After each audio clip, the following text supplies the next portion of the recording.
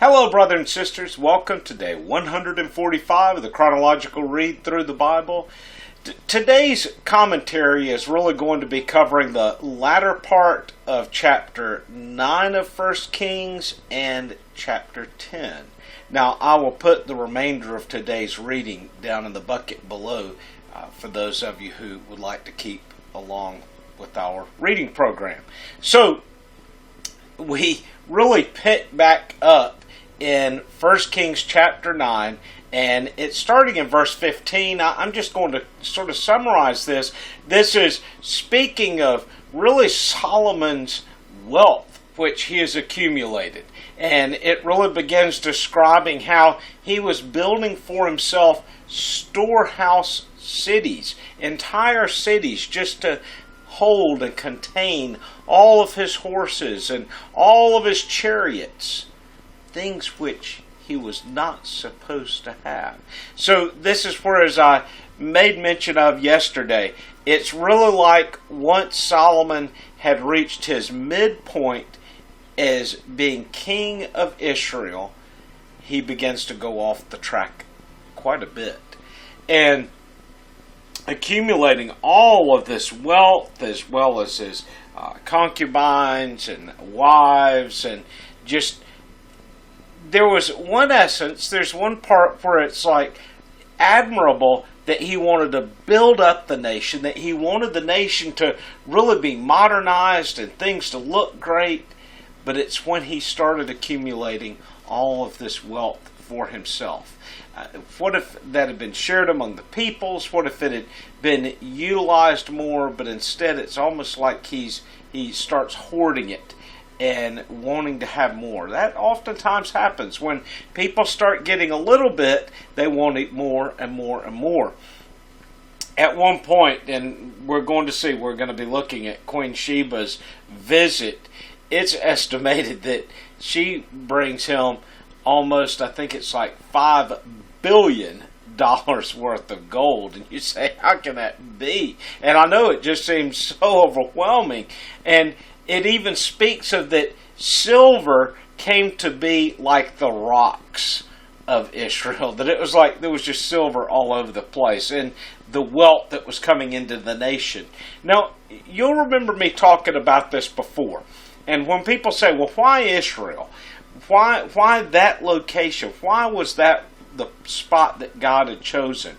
Well, this is really where Solomon had the opportunity, and I believe he started out this way, and I believe that God was drawing people to him for this reason. But unless you were traveling by sea, anyone who traveled by land at that time would have to pass through the nation of Israel. Israel was such a pinnacle trade route for the entire world at that time, and realize that it connected 3 continents, connecting Africa, Europe, and Asia. So that's the significance of the place, the land, and what a wonderful opportunity for God's people to have to be witnesses to the entire world. And obviously, Solomon started out that way because, as I made mention, not only did his fame spread within the known world, but it spread beyond that. And we know from antiquity that there are catalogs, even in the furthest region of East Asia and China, where they have records of their chieftains traveling a great distance to visit a mighty king who's believed to have been Solomon.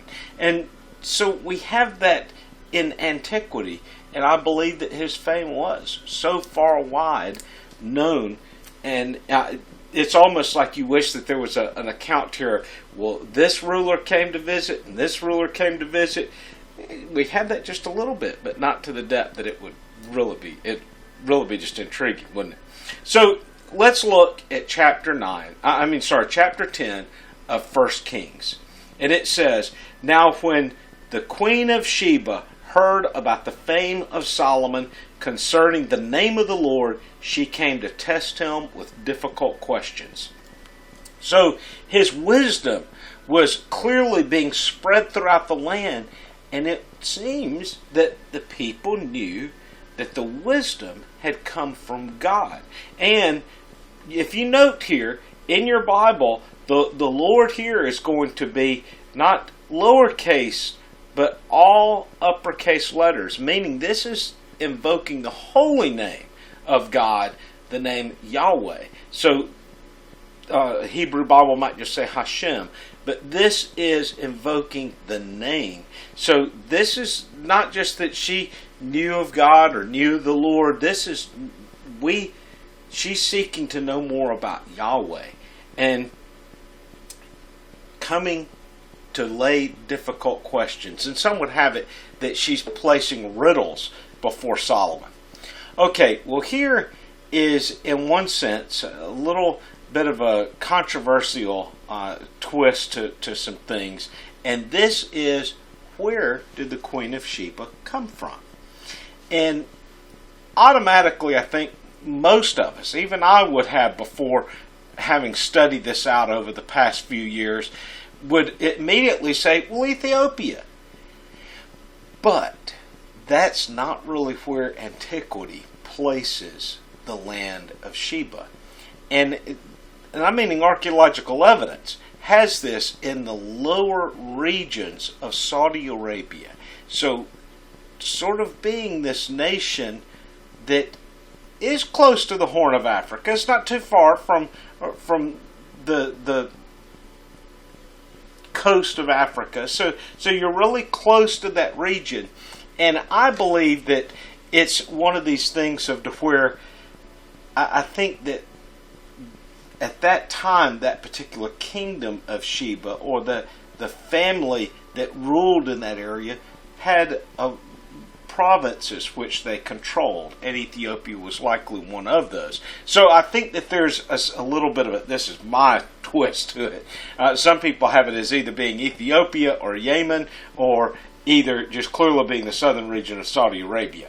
I think that it may have been a little bit of each of those, because I believe that being a major, heavy trading family at that time, I think that they had that control of it. But nevertheless, we know that antiquity has an archaeological evidence of the kingdom of Sheba being in that southern region of Saudi Arabia. But then again, we have so much history that comes out of Ethiopia linking the Queen of Sheba with the reign of Solomon. And if you remember, Haile Selassie was considered to be the last Solomonic king in Ethiopia. And just interesting to note this. And I made mention of this a couple of days ago when I was talking about the Ark of the Covenant.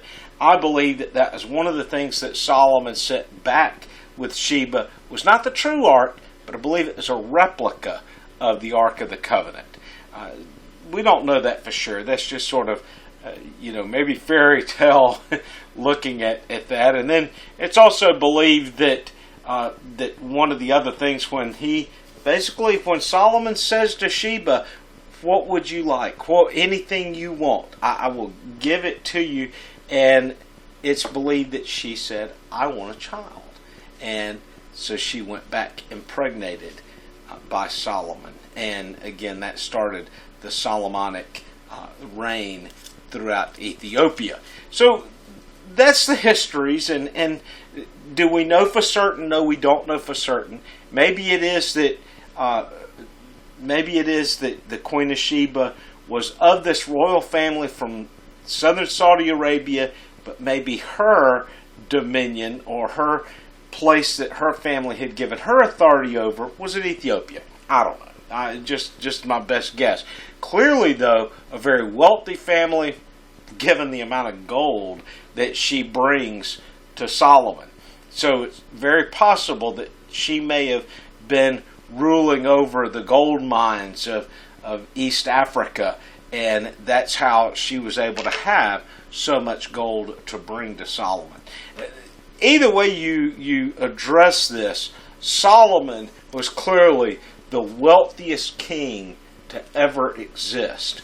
And what a shame that he did not use that wealth in the end to fully glorify God. Instead, he begins going off the rails. And this is where, as I said, whether it is his midlife crisis that took him there, or the devil having led Solomon down that path, because he saw himself as this most excellent, this most beautiful, this wonderful king that no one would ever be comparable to. We're going to look at a little bit of this in a second. Solomon's never outrightly condemned, but we know that he is the king who introduced idol worship, or reintroduced it back into the nation of Israel. Because with his multitude of wives, they led him astray. They led him to worship Ashtoreth. They led him to worship Baal. And remember, Ashtoreth was the goddess of fertility, Ishtar, later we would know from Babylon, and she was worshipped through the practice of orgies. And Baal was also a god of fertility, but worshipped through the sacrifice of children. And in particular, normally the firstborn child was sacrificed on the altar of Baal. So grotesque worship, and nothing that anyone should be a part of, much less the king of Israel. And yet he begins to lead the people in that style of worship. And though we see Solomon will turn back to the Lord at the very end, it's this 20-year period almost that he worships these false gods. So I wanted to take this verse out of the New Testament because we're about to see just Solomon is just arrayed in this splendor. I mean, his kingdom, there's probably never another kingdom that even was comparable to the beauty of the kingdom of Solomon at that time. Probably the Babylonians came a little close to it with all of their gold and all of their hanging gardens of Babylon and stuff. But I believe that at this point there was nothing, and probably won't be until a heavenly kingdom is established that has the beauty that Solomon's kingdom had at that time. We have in Matthew chapter 6, verse 28, "And why are you worried about clothing? Observe how the lilies of the field grow. They do not toil, they do not spin. Yet I say to you, not even Solomon in all of his glory clothed himself like one of these." So, New Testament, Jesus even pointing out that Solomon, in all of his glory and all of his array, the flowers of the field are still much more glorious and prettier. So, I'm about to throw something out there that you might not have caught on your reading. Maybe this first part you might have, but you may not have caught the second part. Now, let me stress this, because I want everybody to be in understanding. I don't fully know how to divide this and look at it. But this could just be a coincidence, or it could have a deeper meaning. And we'll have to investigate over time whether it does have a deeper meaning or not. Here's what I want you to look at. It mentions to us in verse 14 of chapter 10, it says, "Now the weight of gold which came to Solomon in 1 year was 666 talents of gold." That's interesting, isn't it? 666 talents of gold. Why that number? And that's where, as I say, is that a coincidence, or is there a deeper meaning there?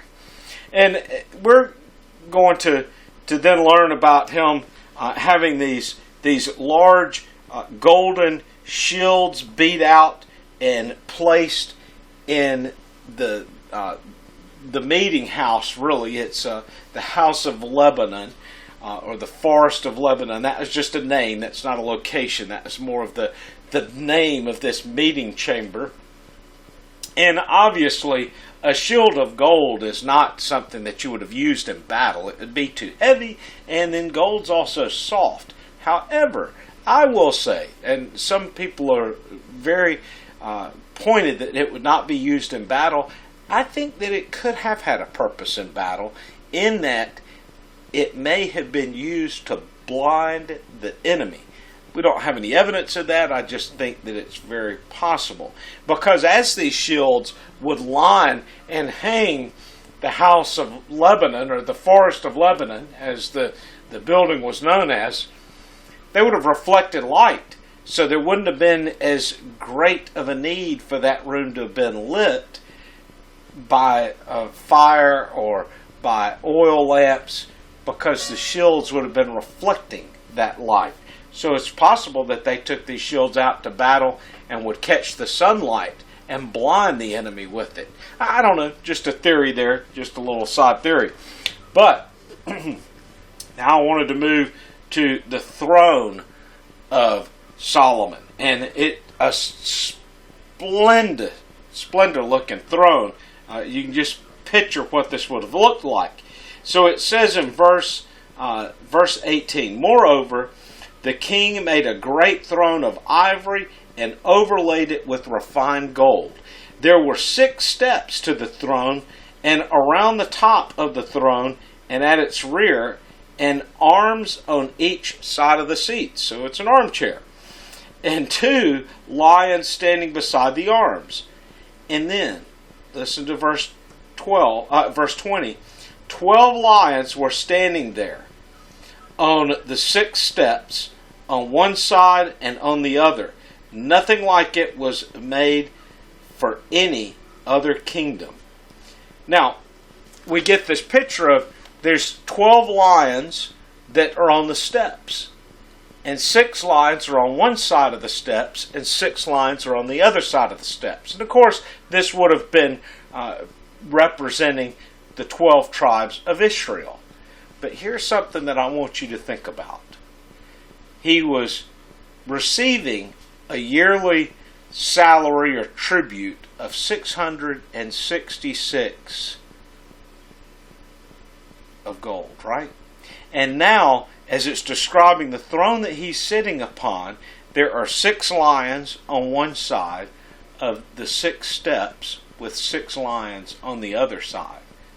I just think that that's interesting, given Revelation chapter 13, verse 18, which speaks of the mark of the beast being 666. I'm not saying that Solomon is the mark of the beast, or is the beast, but what I'm saying is that it is a very significant number and quite interesting to look at. And when it says that the number is the number of a man, I think that that maybe gives you a clue that it's someone who is grandiose, someone who the world will see as a very wise person and a wealthy person, and someone to seek advice from. I think that it gives us that picture of a person that is very charismatic, like Solomon was, and maybe even has a good start, like Solomon had, but halfway through their reign becomes an evil and wicked person. I'm just throwing this out there as an idea, something for you to consider. We don't know when the end will come. Only God knows. But I think that it is interesting to look at these numbers at this point and compare it. Well, brothers and sisters, I do hope that you're having a good day. Until tomorrow, God bless.